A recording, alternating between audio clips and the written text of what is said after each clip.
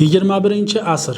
Erkaklar har qanday holatda ham sinib qolyapti. Negaki juda ham dunyoda bo'layotgan raqobatlar va moddiy tomonlama yetishmaslik sababidan ko'p insonlar qarzga kirib, hayotda o'zini yo'qotib qo'yapti.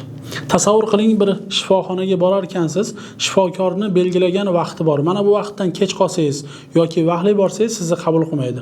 Xuddi shu kabi Alloh subhanahu va taolo bizga belgilab bergan duo ijobat bo'ladigan vaqtlar bor.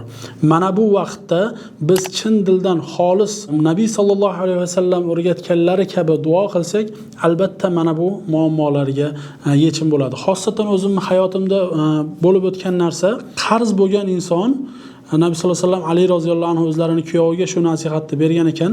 Allohumma kfini bi halalika an haromik va aghnini bi fadlika amman sivak.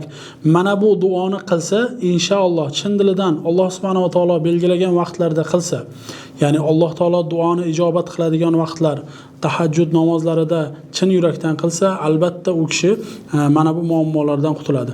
Albatta kavniy sabablarni ham ushlash kerak. Ya'ni shar'iy sabablari duolar bo'lsa, kavniy sabablari mana bu qarzdan chiqishlikni, dunyoviy sabablarini ham qilish kerak.